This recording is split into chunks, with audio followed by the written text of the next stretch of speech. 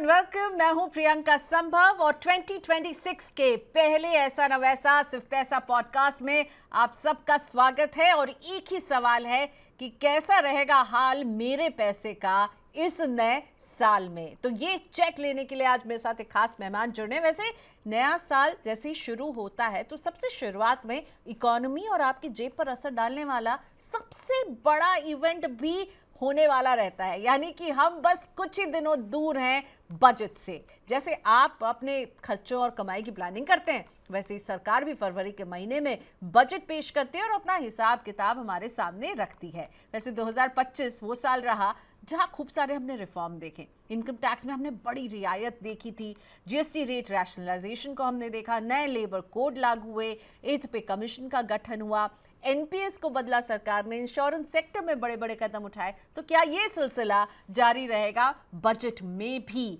और क्या हम बिग बैंग अनाउंसमेंट्स की उम्मीद रख सकते हैं इस बजट से? प्लस आपके इन्वेस्टमेंट का क्या होगा भाई? तो इन सारे सवालों का जवाब देने के लिए मेरे साथ जुड़ चुके हैं इकोनॉमिस्ट और टैक्स एक्सपर्ट शरद कोहली जी। बहुत लंबे समय से मैं इन्हें जानती हूँ और हमेशा इनकी बात जो है वो आप तक पहुंचाती रहती हूँ। शरद सर, हैप्पी न्यू ईयर। स्वागत है मनी 9 पर आपका एक बार फिर से। Thank you so much, Priyanka. Very happy New Year to you and Money 9 viewers, followers, subscribers को मेरा नव वर्ष की बहुत बहुत मेरी तरफ से शुभकामनाएं। और मैं उम्मीद करता हूं कि नव वर्ष भी उतना स्वर्णमय और चांदीमय हो जितना पिछले साल रहा है। ओके, तो सर का जो ये शब्द है चांदी में, उसको हम बाद में बात करेंगे। पर पहले तो ये बताइए शरद सर, टैक्स पेयर्स को अब इंतजार है, अब नजर टिकी हुई है। हम बस ऑलमोस्ट लाइक एक महीने से भी थोड़े से कम समय की दूरी पर है बजट पर। तो बजट 2026 खुशखबरी लेकर आ सकता है या फिर आपको लग रहा है 2025 में ही बोनांजा दे दिया था वित्त मंत्री मैडम ने, कहेंगे इस बार जरा ठंड रखो? देखिए, मुझे लगता है जो खुशखबरी पिछली बार दी थी उसी का फॉलो अप बजट ये मुझे नजर आ रहा है। मतलब उतना बड़ा हर साल आप इतने बड़े बड़े बदलाव तो नहीं कर सकते। तो आप जानते ही हैं कि एक साल आपको 12 लाख रुपए की 87A की रिबेट दे दी, अगले साल आपको फिर एक और 12 लाख, ऐसी उम्मीद तो हम नहीं कर सकते। मुझे जो ये वाला बजट दिख रहा है इसमें प्रियंका एक बड़ी बात इस बजट में ये देखने को मिलेगी कि ये 64 साल पुराने बुजुर्ग हमारे इनकम टैक्स एक्ट को विदाई हो रही है। 1961 में आए थे वो इनकम टैक्स एक्ट साहब, और वो पहली अप्रैल 2026 से उनकी जगह एक नए नवेले 2026-2025 कहा जाता है वैसे तो उसको, नया इनकम टैक्स एक्ट आ रहा है। तो इस इनकम टैक्स एक्ट के नए स्वरूप को देखते हुए कुछ बदलाव इस बजट में देखने को मिलेंगे, क्योंकि इस इनकम टैक्स एक्ट इसकी सूरत शक्ल अलग है, इसका कैरेक्टर तो वही है। मतलब इसमें जो इनकम टैक्स के रेट्स लगते हैं, जो स्लैब पिछली बार थे 4 लाख, 8 लाख, 12 लाख, वो वैसे के वैसे ही रहेंगे। जो 87A की 12 लाख की रिबेट थी वो वैसे की वैसे रहेगी। पर इसकी शक्ल सूरत बदलने वाली है। 5 लाख लगभग लगभग 60,000 के करीब वर्ड्स हुआ करते थे, वो घट के आधे रह जाएंगे करीब करीब। 280 के करीब सेक्शंस खत्म हो जाएंगे। उसके अलावा 880 पेज से ज्यादा का ये इनकम टैक्स एक्ट था, जो अब घट के करीब 620-22 पेज का है। मैं गिन रहा था 620-22 पेज, टेबल्स वगैरह मिला के, सब मिला के इतना है।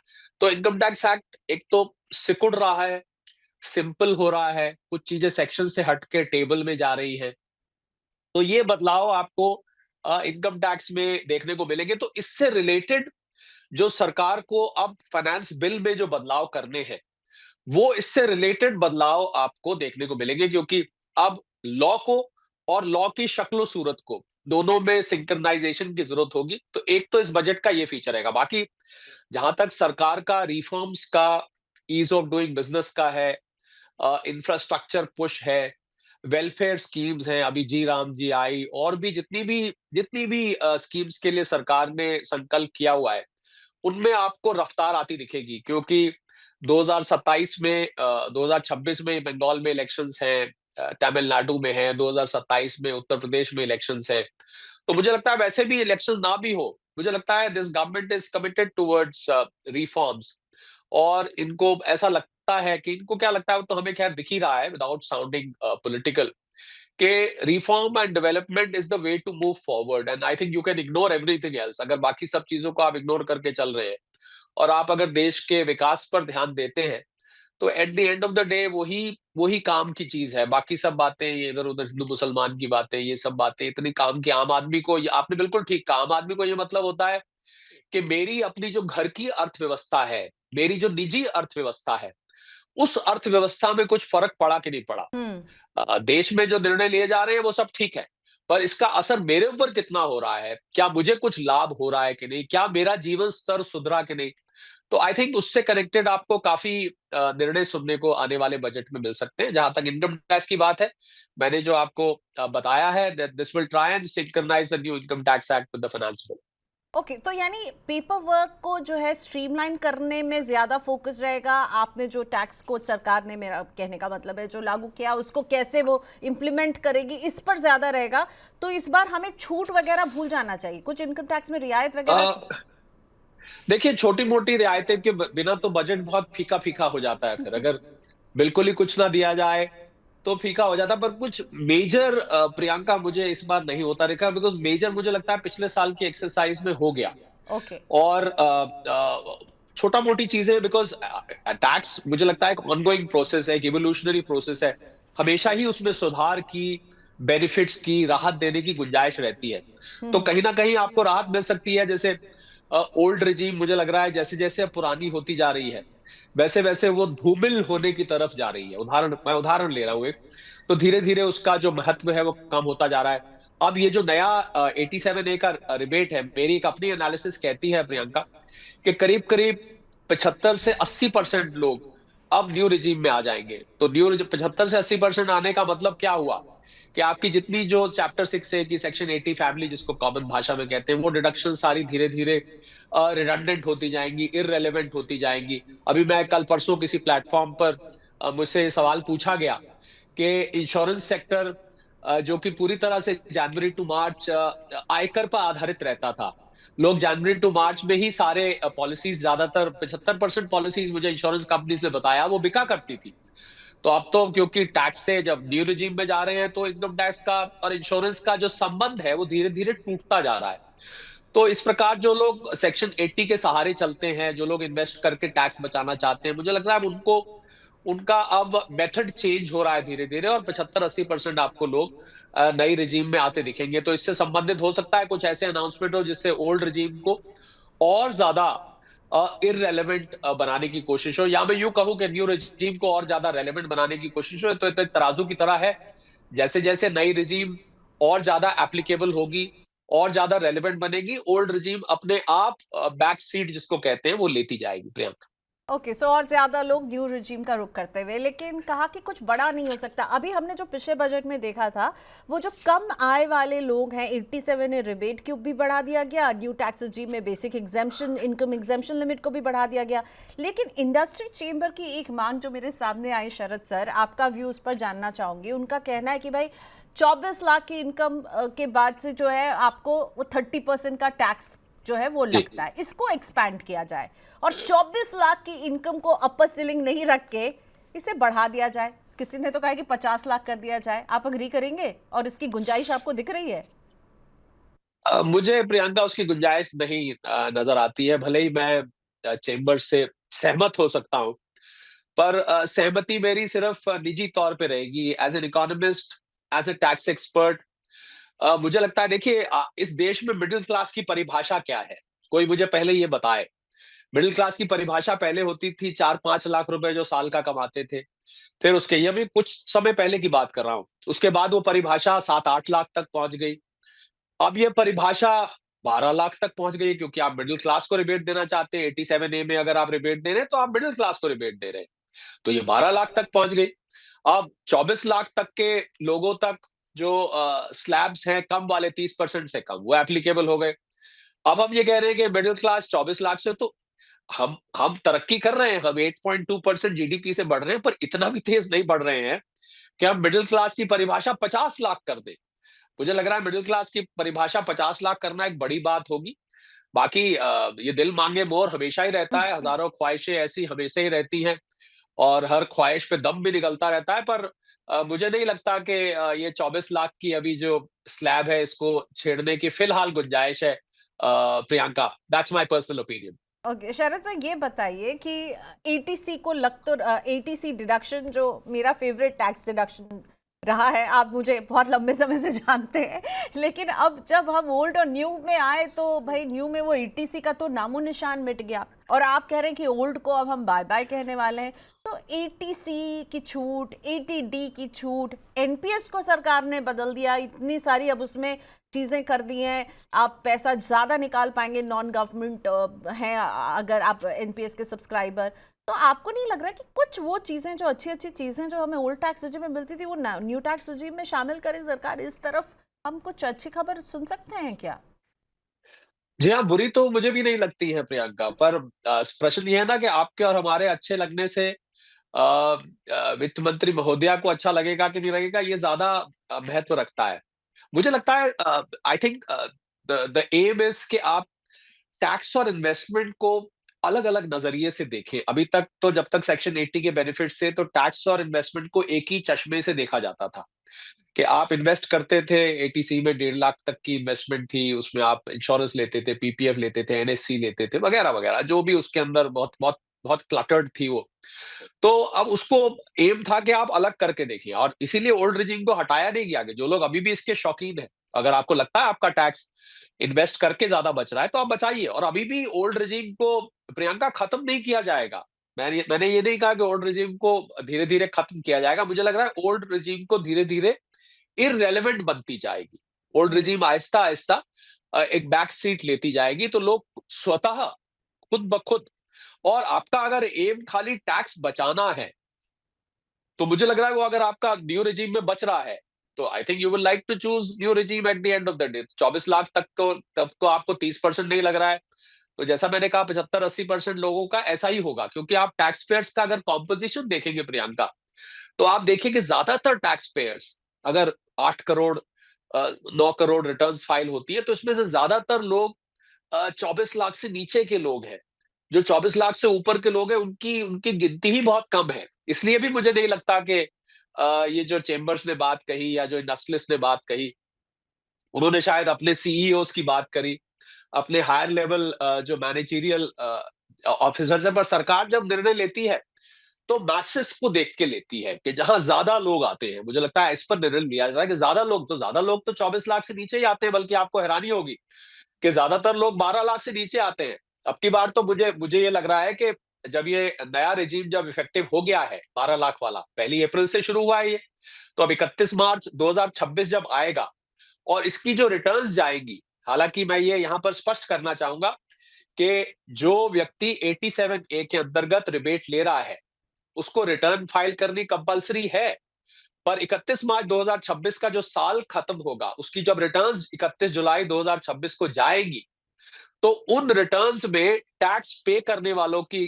तादाद और कम हो जाएगी। हम्म। क्योंकि बहुत सारे लोग टैक्सेबल एरिना से बाहर हो जाएंगे। रिटर्न्स तो आएंगी, रिटर्न्स तो पहले से भी बढ़ती जाएंगी, पर टैक्स पेइंग एक्चुअल जो है उनकी संख्या और घट जाएगी। पर सरकार को इस बात का संज्ञान था, इस बात का इल्म था सरकार को कि ये कम हो जाएंगे, but despite that I think it was a long standing demand कि मिडिल क्लास को रिबेट दिया जाए, तो इसलिए ये रिबेट उसमें दिया गया है। तो सेक्शन 80 के बेनिफिट ले लीजिए आप, जो सेक्शन 80 फैमिली की जो भी बेनिफिट्स हैं, I think it is time to evolve. बहुत साल बीत गए और बहुत बहुत सारे बदलाव आ गए, तो मुझे लगता है लोगों को भी असल में क्या होता है प्रियंका, हमें ना बदलाव स्वीकार करना बहुत कठिन होता है, ये एक मनुष्य का स्वभाव है। जब भी कोई बड़ा चेंज आता है तो हम लोग उसको थोड़ा मुश्किल से एक्सेप्ट करते हैं। तो बस इतनी हम्म। सी बात है, बाकी ओवरऑल अगर आपका टैक्स बच रहा है तो you are fine, you are totally fine.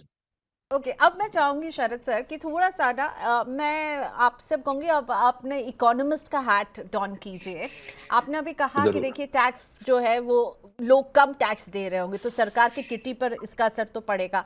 फिर एथ पे कमीशन के तहत जब अरियर्स लोगों को मिलने शुरू होंगे तो यूबीएस की एक रिपोर्ट यही बता रही है कि सरकार पर जो है इसका भी 4.5 ट्रिलियन का जो है एडिशनल जो है बोझ बढ़ेगा।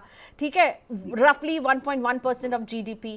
तो इन सब में हम जो एक जीडीपी ग्रोथ की भी जो बात हम कर रहे हैं, अगर सरकार का टैक्स से कमाई कम होने वाली है, एथ पे कमीशन में आउटगो भी बढ़ने वाला है, तो आपको लग रहा है फिस्कल प्रूडेंस के बात पर सरकार है, तब भी सरकार के लिए कोई चिंता वाली बात यहाँ पर नहीं है?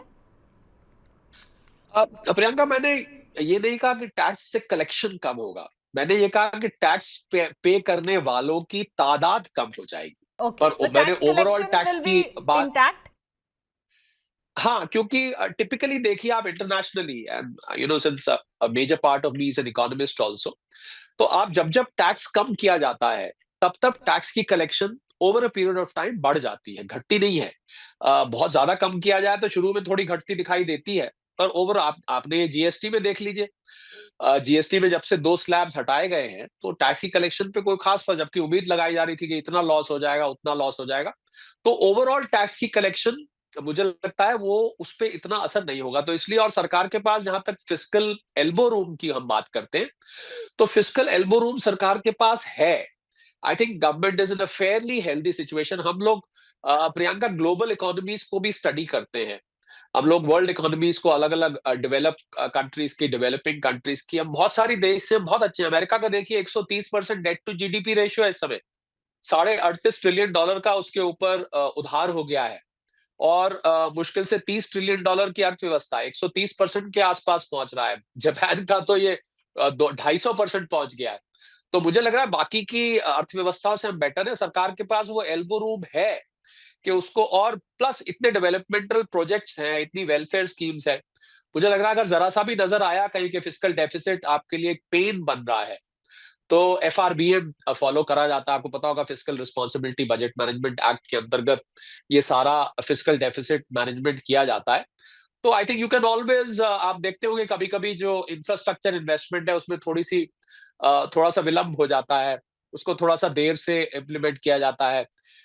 कभी कभी कोई वेलफेयर स्कीम को आगे पीछे कर दिया जाता है। तो इतनी सारी वेलफेयर स्कीम्स है, इतना सारा इंफ्रास्ट्रक्चर है के ऊपर खर्च है, कि वो थोड़ा बहुत इधर-उधर एडजस्टमेंट करके काम हो जाता है। मुझे ऐसी कोई मेजर प्रॉब्लम टैक्स कलेक्शंस में प्रियंका नहीं नज़र आ रही है, एटलीस्ट फिस्कल लोड के पॉइंट ऑफ व्यू से। ओके, तो अब मुझे ये बताइए, हम बजट की इस कॉन्वर्सेशन से अब निवेश की तरफ बढ़ेंगे। तो ये दिल तो हमेशा मोर मांगेगा। टैक्स पेयर्स को आप बजट से अपनी उम्मीदों को कितना टोन डाउन करने के लिए कहेंगे? आपका क्या मैसेज है टैक्स पेयर्स के लिए, शरद सर? मुझे लगता है इस बजट को एक एक ऑन द मूव बजट देखना चाहिए। ये कोई बहुत ज़्यादा रिवॉल्यूशनरी होगा, ऐसा मुझे नहीं नज़र आता। हालाँकि this government is known for springing surprises. I can easily go wrong, और मैं कभी भी गलत भी हो सकता हूँ। पर मैं सिर्फ पास्ट को देखते हुए बोल रहा हूँ, क्योंकि पिछले साल बहुत बड़ा चेंज हुआ, नया इनकम टैक्स एक्ट आया, उसकी घोषणा की गई, 1 अप्रैल से इफेक्टिव होने जा रहा है। 1 अप्रैल 2025 से नई रेजीम 12 लाख वाली इफेक्टिव हुई। तो एक हम लोग टर्म यूज करते हैं, फ्रंट लोडिंग। एक तरह से फ्रंट लोडिंग पिछले साल हो गई। तो जब फ्रंट लोडिंग हो गई, तो फिर उसमें इतनी ज्यादा गुंजाइश, हालांकि tax reforms, fiscal reforms, announcement of new scheme इस सरकार का हमेशा ही मुझे लग रहा है कांस्टेंट प्रोसेस है, जो कि हमेशा चलता रहता है। आपको स्टार्टअप्स पे सुनने को मिलेगा, आपको स्पेस टेक्नोलॉजी पे बहुत कुछ सुनने को मिलेगा, आपको रिसर्च एंड डेवलपमेंट पे बहुत कुछ सुनने को मिलेगा, आपको महिलाओं के ऊपर और ज्यादा एलोकेशन होता दिखेगा, युवाओं के ऊपर मुझे लग रहा है इस बजट में बहुत बड़ा ध्यान दिया जाएगा, क्योंकि प्रधानमंत्री जी ने बोला है कि युवा ही हमारे देश का सबसे बड़ा एसेट है अगर हम विकसित भारत का। तो मुझे लग रहा है बजट की थीम रहेगा, प्रियंका, जो मैंने लास्ट में वर्ड बोला, विकसित भारत 2047, इससे संबंधित जो भी कदम, क्योंकि धीरे धीरे ये जो जब ये विकसित भारत अनाउंस हुआ था ना प्रियंका, और 2047, और आज हम 2026 में आ चुके हैं, तो अब मात्र 21 साल हमारे पास बचे हैं उस लक्ष्य को हासिल करने के लिए। जब भारत 100 साल का होगा, आजाद भारत की उम्र 100 साल होगी, तो मुझे लग रहा है उसको अब रफ्तार देने का समय आ गया है। तो विकसित भारत से संबंधित जो योजनाएं और परियोजनाएं और स्कीम्स हैं, उसमें आपको रफ्तार, तो आपको बार बार इस बजट में विकसित भारत सुनाई देगा। अब तो आपको जी राम जी के पहले भी विकसित भारत लगाया गया, तो हर स्कीम के आगे आपको विकसित भारत टैग अब धीरे धीरे रफ्तार पड़ता पकड़ता, क्योंकि सुनने में 21 साल बहुत लंबा पीरियड लगता है, पर कब बीत जाएगा मालूम नहीं पड़ेगा। तब उस समय यह सवाल उठेगा कि भाई विकसित भारत हो गया, क्या देश की गरीबी ना के बराबर रह गई, क्या अमीरों और गरीबों का फर्ज ना के बराबर रह गया, क्या हमारे कृषि क्षेत्र की समस्याएं ना के बराबर रह गई, क्या हमारे यहाँ महिलाओं को अब बराबरी की तरह देखा जाता है? मैं इकोनॉमिक प्रोग्रेस की बात कर रहा हूँ। क्या यहाँ पर पोषण अब बिल्कुल सब दुरुस्त है? तो ये सब जो लक्ष्य होते हैं विकसित भारत के, मुझे लगता है वो सरकार के ज़हन में अब धीरे-धीरे तेज़ी से आने लग जाएँगे, बिल्कुल। क्योंकि समय कम होता जा रहा है। आप उस लक्ष्य की तरफ बढ़ रहे हैं, हालाँकि 21 साल सुनने में बहुत लगता है, प्रियंका।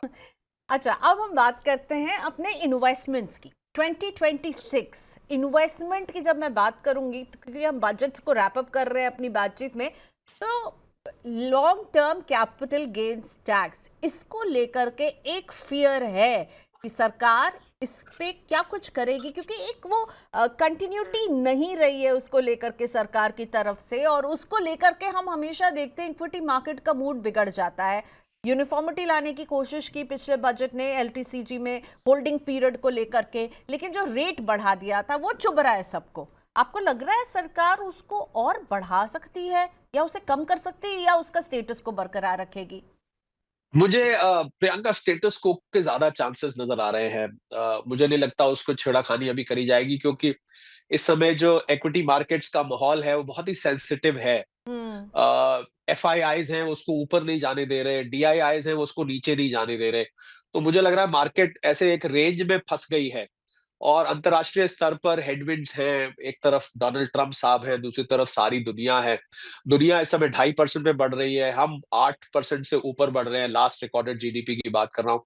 तो हेडविंड्स हैं, और जो कदम अभी उठाए गए, रिज़र्व बैंक ने रेट कट किया, मॉनसून अच्छा था, जीएसटी की कलेक्शन अच्छी है, जीएसटी बचत उत्सव अभी चल रहा है, GST is now more rationalised, income tax में रिबेट है, तो ये सारी चीज़ें ऑलरेडी आ चुकी हैं, तो कोई बहुत बड़ा बदलाव, हालाँकि equity market point of view से अगर long long term capital gain में कुछ किया जाता है, तो वो एक बड़ा बदलाव माना जाएगा। हम्म। हो सकता है आ जाए, it is very difficult to comment, पर ज़्यादा मेरा मन उसी तरफ जा रहा है कि इस बार बहुत ज़्यादा छेड़खानी नहीं होगी और विकसित भारत की तरफ ये बजट फ़ोकस रहेगा। पर आपने प्रियंका इन्वेस्टमेंट्स की बात करी, तो आपकी इजाज़त से मैं इन्वेस्टमेंट स्ट्रैटेजी जो 2026 की होनी चाहिए, जो नया साल शुरू हुआ है, मुझे ना कहीं अंतर्राष्ट्रीय एक रिसेशन की थोड़ी-सी आहट सुनाई दे रही है, हम्म। विदाउट साउंडिंग लाइक अ ज्योतिषी। क्योंकि हम लोग हाई फ्रीक्वेंसी इंडिकेटर्स को स्टडी करते हैं, हम लोग इकोनॉमिक पैरामीटर्स, ग्लोबल इकोनॉमी को स्टडी करते हैं।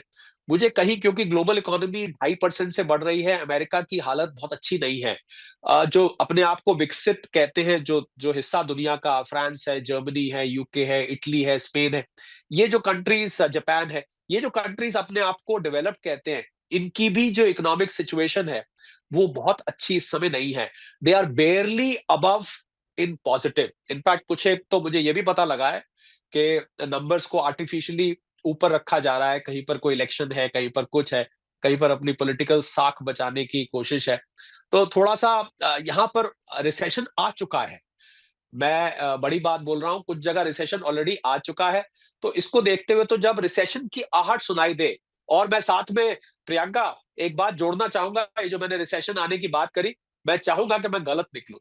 यहाँ पर हम्म। मैं बहुत बहुत बोल्ड रोबस्ट होके बोल रहा हूँ कि मैं चाहूँगा मैं गलत निकलूँ, क्योंकि रिसेशन अच्छी चीज़ नहीं है। लोगों की नौकरी चली जाती है, तनख्वाहें कम हो जाती हैं, बिज़नेसेस बंद हो जाते हैं, कैश फ्लो पे स्क्वीज़ आ जाता है, स्टॉक मार्केट गिरने लगती है, वगैरह-वगैरह। तो इसलिए मैं चाहूँगा कि मैं ये भविष्यवाणी गलत हो, कभी अपने मनी 9 वैसे तो फाइनेंशियल चैनल है, और आई एम श्योर आप एस्ट्रोलॉजर्स को लेके आते होंगे, उनको लेके आइए, उनका काम है। पर हमें जो हाई फ्रीक्वेंसी इंडिकेटर्स मिल रहे हैं, उससे लग रहा है कि रिसेशन आ सकता है। तो अगर रिसेशन आता है 2026 में, तो फिर आपकी इन्वेस्टमेंट स्ट्रैटेजी बिल्कुल बदल जाती है। उस पे मैं आपकी इजाज़त से एक कमेंट करना चाह रहा था कि then multi asset allocation is the way to go. यानी कि अगर आपके पास ₹100 हैं, तो आप ₹20 इक्विटी में रखिए, ₹20 किसी एक्सपर्ट से सलाह लेके आप स्टॉक्स में रखिए, ₹20 आप गोल्ड एंड सिल्वर में रखिए, ₹20 आप अपनी एफडी में भी रखिए, वो जो आलसी वाली इन्वेस्टमेंट होती है कि एफडी करा दी उठा के, कुछ नहीं सूझा तो एफडी करा दी, और ₹20 रियल एस्टेट पे। तो मैंने मेरी स्ट्रैटेजी में प्रियंका ये 5 चीज़ें हैं, हालाँकि मैं सलाह दूँगा यहाँ पर कि अगर आप निवेश करना चाहते हैं, तो हम कोई निवेश की सलाह नहीं दे रहे, अपने फाइनेंशियल इन्वेस्टमेंट एडवाइज़र से एडवाइस लेके तब करिए, क्योंकि निवेश एक बहुत ही व्यक्तिगत सलाह होती है। पर ये मेरी स्ट्रैटेजी मल्टी एसेट एलोकेशन की रहेगी। जब भी मंदी की आहट सुनाई दे प्रियंका, तो ऐसे में you should go multi asset, never put all eggs in the same basket. You should spread your risk, कि कोई एक एसेट क्लास अगर नीचे जाती है, तो कम से, या 2 भी जाती है, तो कम से कम 3 ऐसी होंगी जो अपना मोर्चा संभाल के खड़ी रहेंगी। तो hmm. I think try and aim at not very aggressive returns, lower returns या मॉडरेट रिटर्न्स लेने के लिए तैयार रहिए। पर अगर अगर आप एक ही जगह चले गए, मुझे बहुत सारे लोग पूछ रहे हैं आजकल, साहब सोने ने 70% रिटर्न दे दिया, चांदी ने 170% रिटर्न दे दिया, तो क्या सारा कुछ लगा दें? एक साहब तो मिले, उन्होंने अपनी प्रॉपर्टियां बेच के सोने चांदी में लगा दिया। I think that is not the right way, because अगर ये रिसेशन आता है सेकेंड हाफ ऑफ 2026 में या towards first half of 2026 and में, तो फिर आपको मल्टी एसेट स्प्रेड कर कर रखना चाहिए। That is the best strategy in a situation when the global economy is not doing very well, और इंडिया पर भी इसका असर कैस्केडिंग और रिपलिंग इफेक्ट थोड़ा थोड़ा पड़ेगा। Wherever we are entwined with rest of the world, उन सेक्टर्स पर जरूर असर पड़ेगा। ऐसा नहीं है कि हम अछूते रह जाएंगे रिसेशन से। वसुधैव कुटुंबकम हम बोलते हैं कि दुनिया एक परिवार है, तो ऐसा नहीं हो सकता कि परिवार का एक व्यक्ति पीड़ित हो और दूसरा जो है वो पार्टी करता रहे। ऐसा जनरली नहीं होता है। तो I think we should be prepared and have an alternate strategy of investment, Priyanka. Okay, so ये बताइए, आपने ये रिसेशन की बात कह के मेरी तो पैसों की चिंता बढ़ा दी है। अब अगर ऐसा वक्त देखने को मिल सकता है, आपने ये भी बता दिया कि आपको अपने पोर्टफोलियो में अलग अलग एसेट में अपने निवेश को बांट देना है, लेकिन पैसे को संभालना जब रिसेशन का खतरा मेरे सिर पर मंडरा रहा है, तो शरद कोहली जी क्या टिप देंगे मुझे? जैसा मैंने आपको कहा कि अगर अगर रिसेशन आता है, और साथ में मैं जब जब रिसेशन का बोलूंगा प्रियंका, साथ में बोलता जाऊंगा काश मैं गलत हूँ, काश मैं गलत हूँ, काश मैं गलत हूँ। तो अगर अगर ऐसा आता है, तो I think you should as I said spread your money across 4-5 asset classes and monitor very closely. तो अगर आप मान लीजिए उदाहरण के तौर पर गोल्ड एंड सिल्वर की बात करते हैं, तो गोल्ड एंड सिल्वर में अगर आपने लगाया, तो जो फैक्टर्स गोल्ड एंड सिल्वर को ऊपर और नीचे ले जाते हैं, आपकी ये ड्यूटी बन जाती है Priyanka. If you want your money to work for you, you have to work for your money as well. ऐसा नहीं होता कि पैसा आपके लिए काम करता रहे और आप पैसे के लिए कुछ भी ना करें, वो आपसे थोड़ी बहुत मेहनत मांगता है। तो you should keep finding out news. जो जो खबरें आपको पता है, सोना चांदी तो खबरों के आधार पर ज्यादा चलता है। जो फंडामेंटल्स हैं सोना चांदी को ऊपर नीचे चलाते हैं, जियो पोलिटिकल फैक्टर्स हैं। एक टीएमआई है, आपने सुना है प्रियंका? टीएमआई एक नई, मैंने एक निजात की है टीएमआई, जिसके आधार पर आप बहुत सारे निर्णय आर्थिक ले सकते हैं तो आजकल। बताइए शरद साहब, आप क्या स्टॉक ये मार्केट टीएमआई के, मंत्रा? ये टीएमआई है, ट्रंप मूड इंडेक्स। ओके। तो ट्रंप साहब का मूड कैसा है, सुबह कैसा है, दोपहर को कैसा है, रात को कैसा है, अगले दिन सुबह कैसा है, ये हमने तो बकायदा एक इंडेक्स बना रखी है। और वो इंडेक्स के मूवमेंट और बिल्कुल ईसीजी जैसी चलती है। आपको हैरानी होगी, हमने प्लॉट करा तो ईसीजी क्या ऊपर नीचे होता होगा, जो ये ऊपर नीचे होती है। तो I think you have to keep eye on all the factors जो गोल्ड एंड सिल्वर को ऊपर नीचे ले जाते हैं। तो हमें ओके। थोड़ा सा, जब न्यूज का मामला है, और I am sure money 9 could be the best place, कि जो आपको अंतरराष्ट्रीय आर्थिक खबरों पर नजर, मुझे लगता है वो समय आ गया है इन्वेस्टर के लिए प्रियंका। अगर मैं गलत नहीं होऊंगा अगर मैं ये कहूं कि अब एक इन्वेस्टर को केवल भारतीय ग्रोथ स्टोरी के अलावा उसको अंतरराष्ट्रीय खबरों पर नजर रखनी चाहिए, क्योंकि बहुत सारे हमारे इन्वेस्टमेंट के प्रोडक्ट्स, केवल गोल्ड सिल्वर नहीं, बहुत सारे इन्वेस्टमेंट के प्रोडक्ट्स आज अंतरराष्ट्रीय खबरों पर और हम्म। अंतरराष्ट्रीय डेवलपमेंट्स पर चल रहे हैं। तो I think it is high time. अगर आपने मेरे से पूछा पैसा कैसे संभालूं, तो आप तो खैर खुद ही जर्नलिस्ट हैं, और आप खबरों की दुनिया से आती हैं, और वो भी बिजनेस की खबरों की दुनिया से आती हैं। तो मुझे लग रहा है if you are able to keep yourself aware और what is happening around the world, you will turn out to be a better investor. एक तो आपके लॉस होने के चांस कम हो जाएंगे, दूसरा आप एक अच्छा रिटर्न भी जनरेट कर पाएंगे, बिकॉज आपको वो फर्स्ट मूवर एडवांटेज मिल जाएगा अगर आप अंतरराष्ट्रीय खबरों को और अंतरराष्ट्रीय इकोनॉमी को, अंतरराष्ट्रीय इकोनॉमिक पैरामीटर्स को अगर आप फॉलो करते हैं। आपने रिटर्न की बात की शरद सर, 2025 तो बहुत बुरा रहा रिटर्न के मामले में। 2026 में हम बेटर रिटर्न एक्सपेक्ट कर सकते हैं, बट गिवन द फैक्ट कि आप बात कर रहे हैं कि भाई रिसेशन जैसा समय भी देख सकते हैं, ट्रम्प साहब का मूड बदलते हुए हम देख सकते हैं, जियोपॉलिटिकल टेंशन लगता नहीं है हम उसके सोल्यूशन पर पहुंचे, तो ऐसे में क्या 2026 भी वैसा ही रहेगा जैसा 2025 रहा? पैसा नहीं बनने वाला, रिटर्न नहीं बनने वाला है? जी हाँ, उसी का फॉलो अप मुझे नजर आता है 2026। कुछ जगह सिचुएशन और जगह एग्रीवेट हो सकती है, जियोपॉलिटिकली एग्रीवेट हो सकती है। हम लोग यहाँ पर क्या होता है प्रियंका, हम लोग यहाँ पर लल्लू प्रसाद यादव जी, तेजस्वी यादव जी, नीतीश बाबू जी और इनके चक्कर में इतना खो जाते हैं कि हम भूल जाते हैं कि दुनिया भर में क्या हो रहा है। आप मानेंगे नहीं, नॉर्डिक कंट्रीज में, जिसमें नॉर्वे है, फिनलैंड है, डेनमार्क है, स्वीडन है, इन कंट्रीज की सरकारों ने अपने सिटीजन्स को ये आदेश दे रखे हैं कि अपना राशन लेके रख लीजिए कुछ महीने का, क्योंकि वहां पर इतनी ज्यादा रशिया के पास एक जगह है, एक देश है बेलारूस, आप जानते होंगे। बेलारूस में ऑर्शनिक मिसाइल्स उन्होंने लगा दी है, जो कि सारे यूरोपियन कैपिटल्स को अपनी रेंज में ले रही हैं, और ये मिसाइल्स न्यूक्लियर हेड कैरी करती हैं।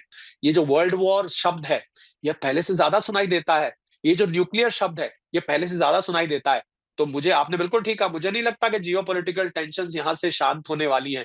कभी चाइना और जापान आपस में भड़क जाते हैं, कभी पाकिस्तान अफगानिस्तान भड़क जाते हैं, थाईलैंड कंबोडिया थोड़ी शांति हुई है कल से, वो कभी भड़क जाते हैं, रवांडा कॉन्गो भड़क जाते हैं। इंडिया पाकिस्तान की तो टेंशन लगातार चलती रहती है, चाइना और अमेरिका की टेंशन चल रही है। I think the world is there is it is things are simmering, जैसे गैस हम्म। पे चढ़ाते हैं ना हम सिमर पे, तो एक ऐसा लग रहा है कि सिमर कर रहा है धीरे धीरे, नीचे आग जली हुई है और कभी भी वो बॉइलिंग पॉइंट पे पहुंच सकता है। So okay. आई थिंक ऐसे सिचुएशन में आपके इन्वेस्टमेंट्स रिस्की हो जाते हैं, तो इसमें सलाह ये दी जाती है कि ना केवल मल्टी एसेट एलोकेशन, बल्कि आपकी इन्वेस्टमेंट मॉनिटरिंग बहुत मांगता है।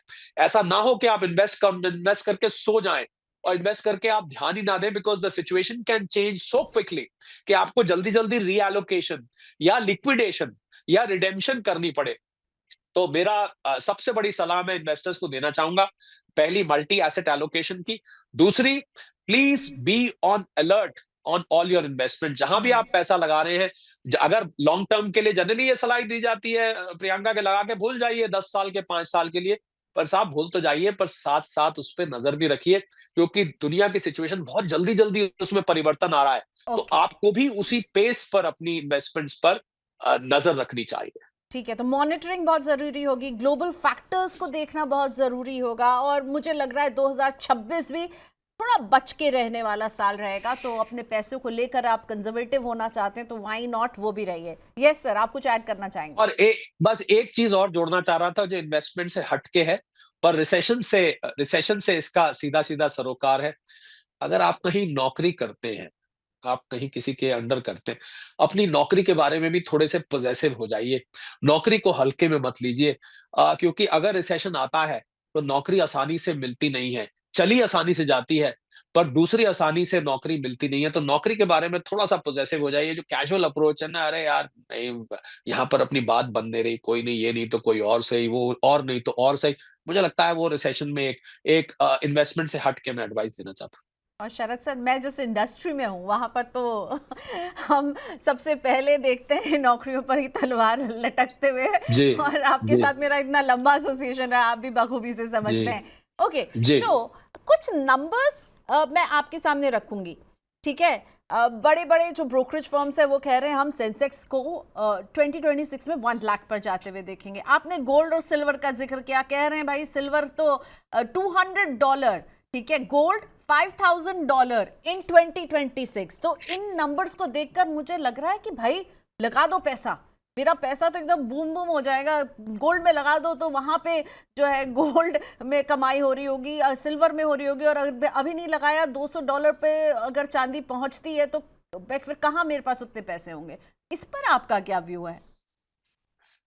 भले ही मैं इस बात पे सहमत हूँ कि गोल्ड और सिल्वर का अंडरटोन अभी भी बुलिश है, क्योंकि जो फैक्टर्स गोल्ड और सिल्वर को, प्रियंका, ऊपर चलाते हैं और नीचे ले जाते हैं, वो फैक्टर्स अभी भी अनुकूल बने हुए हैं। बिल्कुल। कोई उसमें बदलाव नहीं हुआ है। तो इसमें आपको गोल्ड और सिल्वर पे अगर आप प्रेडिक्शन चाहते हैं, तो आपको एक एक चीज़, चलिए बहुत सारी चीज़ें होती हैं गोल्ड सिल्वर को चलाती हैं, हमने भी बात करी, जियोपॉलिटिकल टेंशन्स की, यूएस डॉलर की बात करी, फेड के रेट्स की बात करी, ये सब चीज़ें प्रभावित करती है। एक और चीज़ प्रभावित करा है गोल्ड और सिल्वर को, वो है सेंट्रल बैंक्स दुनिया भर की बाइंग, जो सबसे बड़े निवेशक गोल्ड और सिल्वर में बन गए। अगर आप किसी तरह, और I am sure money 9 should do regular bulletins on this, ये मैं सलाह दूंगा, अगर आप किसी तरह सेंट्रल बैंक्स क्या खरीद रहे हैं और कब वो बेचने चले, अगर आप किसी तरह इस पर नजर रख लें, तो मुझे लगता है आप खुद ही गोल्ड सिल्वर की प्राइसेस प्रेडिक्ट कर पाएंगे। पर आपके सवाल पे मैं वापस आऊं, तो भले ही ये, इससे मैं सहमत हूं कि $5,000 पर गोल्ड पहुंच जाएगा और 3 लाख रुपए पे चांदी पहुंच जाएगी, या $100 पे चांदी पहुंच जाएगी, पर आउंस की बात हो रही है यहाँ पर, तो भी मैं ये नहीं कहूँगा कि आप सारा का सारा पैसा इन 2 एसेट क्लासेस में लगा दें या इन दोनों प्रेशियस मेटल्स पे लगा दें। मैं आपको ये कतई सलाह नहीं दूँगा। आपको मैं एक अंदर की जानकारी दे दूँ कि सिल्वर का इस्तेमाल इंडस्ट्रियल भी है, हम सब जानते हैं। सोलर बैटरीज़ हो गई, ईवीज़ हो गई, एआई डेटा इक्विपमेंट हो गया, यहाँ पर सिल्वर धड़ल्ले से इस्तेमाल किया जा रहा है। और क्योंकि सिल्वर की शॉर्टेज हो रही है, अभी खबर आई कि चाइना ने बहुत सारा सिल्वर होल्ड कर लिया है और वो इसका एक्सपोर्ट बैन करने लगा है। उसने इसको रेयर अर्थ मिनरल कैटेगरी में डाल दिया है। हो सकता है इसकी प्राइस एकदम से शूट कर जाए। पर जो ये सोलर बैटरीज बनाने वाली कंपनीज हैं, जो ये ईवीज बनाने वाली कंपनी है, जो एआई डेटा इक्विपमेंट बनाती है सेमीकंडक्टर चिप से रिलेटेड, वो अब सिल्वर का विकल्प ढूंढ रही है कि भैया ये तो सिल्वर मिलना ही मुश्किल हो रहा है, रोज नई कीमत होती है, रोज जब लेने जाते हैं नई कीमत होती है, इसकी बीच बीच में सप्लाई भी रुक जाती है, इसी वजह से कीमत इतनी बढ़ रही है। और ईटीएफ में भी डिमांड आ रही है, इंडस्ट्रियल प्रोडक्शन, और 50% सिल्वर तो कंज्यूम हो जाता है इन बैटरीज वगैरह में, वो सब खत्म हो जाता है। तो इसको देखते हुए विकल्प पर रिसर्च करी जा रही है कि क्या हम सिल्वर की जगह कोई और विकल्प ढूंढ सकते हैं। तो अगर मान लीजिए कल को विकल्प मिल जाता है, well scientific research is an evolutionary process, अगर मिल जाता है तो एकदम से सिल्वर पर कुछ झटका लग सकता है। तो हम्म। इसलिए इसलिए मैंने मल्टी एसेट एलोकेशन कहा। इसीलिए मैं ये कभी सलाह नहीं दूंगा कि भले ही मैं भी ये मानता हूं कि गोल्ड ऊपर जाएगा, पर मैं तब भी आपको ये नहीं सलाह दूंगा कि आप सारा पैसा उठा के गोल्ड में लगा दीजिए। You have to spread your portfolio. Priyanka, अब एक व्यक्तिगत बात बोलने जा रहा हूं।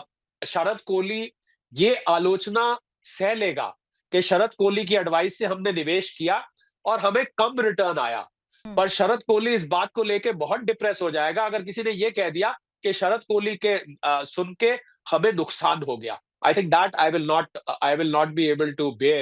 So I'm happy to bear this criticism कि हमें थोड़ा कम रिटर्न आया यार, सारा लगवा देते ना गोल्ड और सिल्वर में तो बेटर नहीं था, ये तो इतना चढ़ गया। But I would rather keep away from that. Okay. और इक्विटी मार्केट्स जो हमारे डार्लिंग रहे, लेकिन 2025 में उतने डार्लिंग नहीं रहे। 2026 में अगर कोई कह रहा है कि भाई सेंसेक्स 1 लाख और बात हो रही है निफ्टी जो है 28,000 छुएगा, आप उनसे कितने सहमत हैं? मैं वहां भी सहमत हूं। मुझे लगता है इक्विटी में एक बूम आएगा और वो हमें भले ही सेंसेक्स 1 लाख नहीं तो आपको यहाँ से ऑल टाइम हाई आता हुआ दिखाई देगा जरूर। पर वॉलेटिलिटी बहुत 2026 में रहने वाली है, क्योंकि ये जो फैक्टर्स की हम बात कर रहे थे, जियो पॉलिटिक्स बात कर रहे थे, इकोनॉमिक रिसेशन की बात कर रहे थे, ये जो फैक्टर्स हैं ये मार्केट को बहुत ज्यादा उतार चढ़ाव के बीच में ले जाएंगे। तो ऊपर भी जाएगा पर एक बड़ा क्रैश भी आ सकता है। तो इसलिए इक्विटी मार्केट्स में तो जो भी आता है, आपको पता है प्रियंका, मैं तो व्यक्तिगत तौर पर मैं उसको लंबे वक्त के लिए सलाह देता हूं कि आप लंबे वक्त के लिए लीजिए। आप छोटे वक्त के एक आध साल, जैसे पिछला साल बुरा रहा, बुरा क्या मतलब बहुत अच्छा नहीं रहा अगर मैं कहूँ तो ऐसे साल बीच में आएंगे। यही मार्केट की खूबसूरती यही है। हम्म। अगर एक ही डायरेक्शन में मार्केट जाएगा प्रियंका, तो आप तो खुद इन्वेस्टमेंट वालों से बात करती हैं, आप खुद भी बिजनेस की खबरों खंगालती रहती हैं, तो फिर तो लोग कामकाज छोड़ के यही करेंगे ना बैठ के। आज 1 लाख लगाओ, 2 महीने बाद 2 लाख ले लो, फिर 2 लाख लगाओ, फिर 2 महीने बाद 4 लाख ले लो, फिर नौकरी वोकरी पेशा करने की क्या जरूरत है। I think this is the beauty of the market, that it goes up and down. There are bad years, there are good years, there are very good years, there are very bad years. तो I think the market will remain very volatile. All time high जरूर जाएगा, पर उसके बाद एक correction भी बिल्कुल आ सकता है, उसके लिए भी तैयार रहिए। सो मार्केट के लिए long term investment he is the Mantra. People who trade in the market, मैं उनको बहुत ज्यादा सलाह नहीं देता हूं। Okay, all right.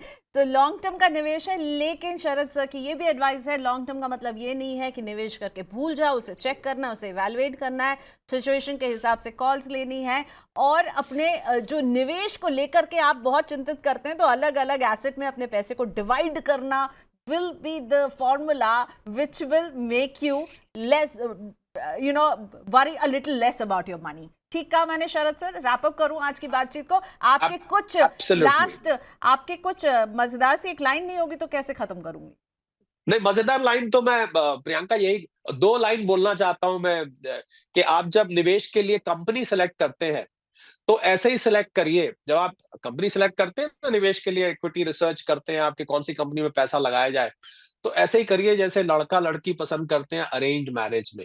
देखते हैं ना उसके घर में उसका पीछे परिवार कैसा है, देखने में कैसी है या कैसा है, कितना कमाता है या कमाती है, पढ़ाई लिखाई कितनी है, इसकी समाज में इज्जत कैसी है।